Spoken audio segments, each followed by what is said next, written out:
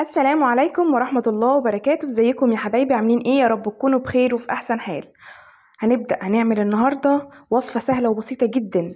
هنعمل جزر مخلل بطريقة سهلة وبسيطة وهيطلع معاكي مقرمش ونفس ما بتجيبيه واحسن كمان من بره وانضف. هنا عندي جزرتين كنت الصراحة مش محتاجاهم، قلت هعمل بيهم مخلل مع حبايبي واوريهم هتعملوه ازاي النهارده. ايوه، هتاكلوا منه تاني يوم على طول. هتعمليه النهارده الصبح، هتاكلي منه تاني يوم الصبح. هتعمليه النهارده بالليل ان شاء الله، هتاكلي منه تاني يوم بالليل. انا كنت عاملاه امبارح بالليل.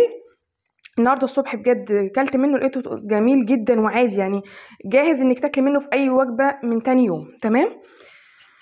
جبت بقى الجزرتين اللي عندي، قشرتهم كويس جدا، تنضفيهم حلو علشان ما يكونش فيهم اي حاجه تبوظ المخلل كله لما تيجي تقفلي عليه في البرطمان. تمام. هقطعه بقى، عايزه تقطعيه حلقات تقطعي الجزر حلقات. تمام. عايزه تقطعيه صوابع وتقطعيه بالسكينه زي شكل السمبوكسات كده. تمام. عندك البتاع اللي هي السكينه المزجزجه دي، تقطعيه بيها تديها شكل، هيبقى حلو جدا. براحتك انت.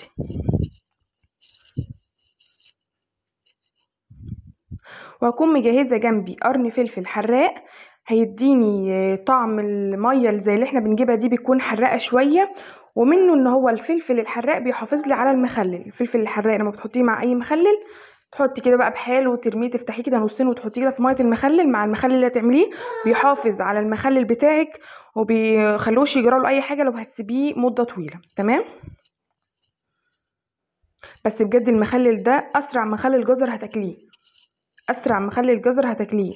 هتعمليه النهارده هتاكلي منه تاني يوم. لو عايزه يعني تقعد تعمليه تسيبيه في الميه يجي 15 يوم، دي طريقه تانية خالص مش دي. ده مش هيستحمل تسيبيه يعني اكتر من اسبوعين، والكميه اللي انا عاملاها دي متهيالي ما تقعدش اكتر من اسبوعين. هنا انا عندي البرطمان ده، كل يا حبايبي اللي متابعيني عارفين البرطمان ده انا كنت جايبه فيه ايه. غسلته كويس جدا وشلت الورقه اللي عليه من بره وصبنته. دلوقتي انا بعقمه بميه مغليه وملح وملح وخل. ليه؟ علشان لما تحطي فيه المخلل وتقفلي عليه ما يعملش ريم، الميه ما بتعملش ريم وحاجات مش كويسه. عقميه وسيبيه مفتوح يتهوى بس. بعد كده ابداي حطي فيه. عندي بقى كوبايتين من الميه، كل كوبايه من ميه هتحط عليها معلقه من الملح، ملح العادي الطبيعي بتاع الاكل. لو عايزه تحطي ملح خشن هتحطي معلقه ممسوحه لكل كوبايه برضو، ومعلقه واحده من السكر عشان تحافظ على القرمشه، وربع كوبايه من الخل، ورشه صغيره من الشطه عشان تديكي اللون المحمر شويه كده. تمام. مش حابه تحطيها براحتك. يعني كده احنا استخدمنا كوبايتين الميه، المحلول بتاعه كوبايتين ميه، معلقتين ملح، معلقه سكر، ربع كوبايه من الخل، ورشه صغيره من الشطه. عندي هنا حوالي 6 فصوص من الثوم، وعندي الفلفل اللي هو الشطه ده الناشف السوداني، بيجاب من عند العطار. هحط بقى، هوزع كده حبة توم، حبة فلفل اخضر، حبة جزر في البرطمان عشان يبقى كل حبة معايا عليهم الفلفل الحراق وعليهم التوم. ايه ليه التوم في المخلل؟ التوم بيدي طعم حلو قوي في المخلل وبيحافظ برضو عليه. تمام.